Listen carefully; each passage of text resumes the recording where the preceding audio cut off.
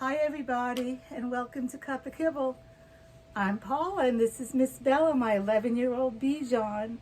And no, we're not in the kitchen this morning. I decided it's June 16th and it's like 63 degrees out, no sun. I have my winter clothes on, but I've been wanting to do a different video for a while, so that's what I'm going to do now. So first of all, as you know, my channel is about giving your dog real food. And the reason you want to do that, well, there's several reasons, but the reason that I'm talking about today is that you increase your dog's immune system if they're getting healthy food, okay? You know, if you're going to do kibble, you're putting a lot of crap, a lot of toxins into their body, and they won't be able to fight off diseases. And another thing is you want to be careful what vaccines you give your dog, okay? And that's what I want to talk to you about today, specifically Leptospirosis vaccine. So before we get started, let's talk about Leptospirosis. That's a very long word, many syllables. What is Leptospirosis? It's a disease that a dog can get if it goes outside and it licks grass or drinks in puddles that an animal who has urinated in that puddle on that grass has the disease, and then your dog gets very sick. Well, I don't know, I always have my dog on a leash. I never ever have let my dog lick grass outside, gross, and I would never let my dog drink out of puddles outside. I wouldn't even let my dog drink out of a community dog dish. Gross. So you could prevent your dog getting lepto by following that. So anyway, let me tell you my story. And it happened 9 years ago. And I say 9 years ago because, and I don't have my book with me now, when I came up here, because of COVID, I'm at my lake house because I have asthma. I packed up everything real quickly, and one of the things I packed up was my medical book of records for Bella. And that's very important to always have with you in case you have to go to another vet and you forgot what ailments the dog had or allergies. It's just you need those records with you. And I was looking at it, and 9 years ago, this is what happened. I took Bella in to the vet that I was going to then, and she needed to get a rabies shot, and she also needed to get her boosters of those other shots, things like DHL-PP.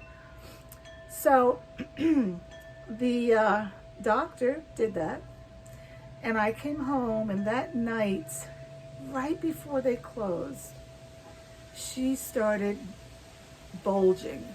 Her lips looked like Kylie Jenner's lips, to be a little funny. They were huge.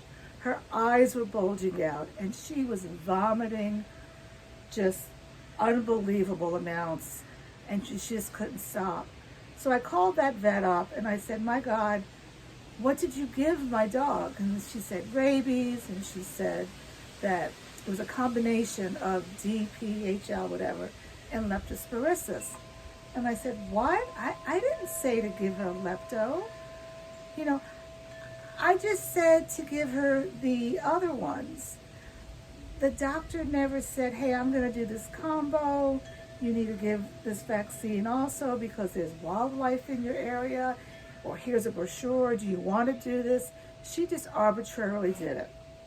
Anyway, my husband and I had to get her in the car. We had to drive to the emergency vet because now it was after hours. And we learned a lot that visit. First of all, you never ever give a rabies shot in conjunction with other shots. Rabies is the #1 vaccine that a dog will get a reaction to. So that's why you need to do that separately. So you do that, and then you can go back, wait at least 3 weeks, and go back and get your other vaccine. Why my vet didn't say that, I know the answer.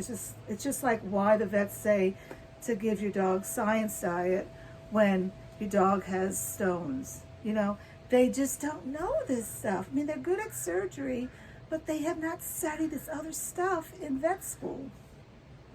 But secondly, the ER vet said she has seen so many dogs come in for an emergency visit due to getting the Leptospirosis shot because the dogs are 1, white hair, 2, small, and 3, pink skin, all of which Bella is.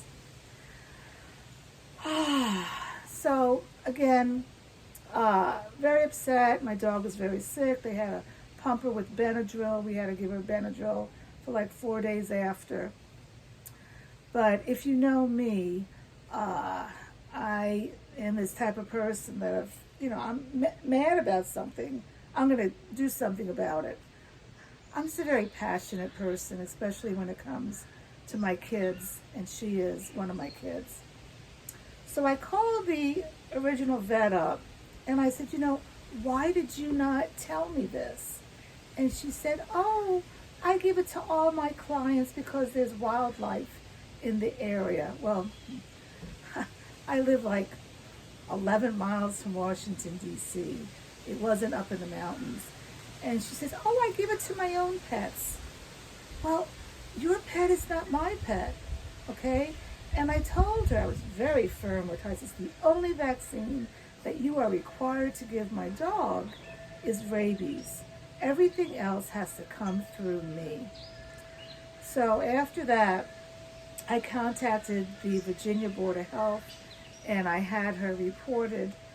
And sure enough, within 5 weeks or so, she contacted me, and she sent me a check for our emergency visit. And the check was written out of her own personal bank account. It wasn't from the vet, because she did wrong. And I hope that she learned her lesson, that communications is key.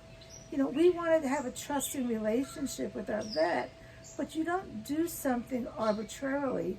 Everything needs to be run through us. It's just like if, you know, your spouse went in for operation, you know, and you're next of kin, they need to say, hey, we need to do this. Is this okay if, you know, your husband was on anesthesia and couldn't speak or whatever. So anyway, what did we learn from this video? Let's see, Bella, what did we learn from this video? 1, you only give a rabies shot separate from other shots. You need to wait 3 weeks at least, 1, 2, 3, and then you can go back and get another rabies shot. And may I add, I would look for a mercury-free rabies shot. Why would you want to put mercury into a sweet little dog? 2, the only vaccine that your vet is required to give your dog in most of the United States, I can't speak for those followers that live outside the United States, but the only vaccine is required by law here is rabies. Everything else needs to have approval by you. And 3, I would highly recommend that you think very seriously about giving your dog a leptospirosis vaccine, especially if they are a white, tiny, pink-skinned dog. I mean, come on. Keep your dog on a leash. Don't have them drink out of puddles, or don't have them lick the grass. I mean, if I'm walking down the street and a restaurant has a water dish out there for dogs, I'm not going to have a drink out of that. That's disgusting. This is just all common sense. So anyway, I really wanted to share this with you because, again, the food you put into your dog, the vaccines that you try not to put into your dog, all help the dog's immune system so they could fight off other diseases and they could live a long and healthy life. So that's it today from Cut the Kibble. Please hit that subscribe button on the YouTube so you can get notifications when I do videos. I try to do 2 videos a week, and follow me on Instagram, Cut the Kibble, all one word. I post a lot of different things on there, not just recipes, so you'll find that interesting. And I do stories about what we're doing in the kitchen. So anyway, it's fun, but my main goal is to share information with you. Again, I'm not a vet, but I have 15 years experience of having dogs, and I've been cooking for the last 11 years. And it's been a lot of fun, and I just want to share it with you. So that's it, guys. We'll see you later. Bye-bye.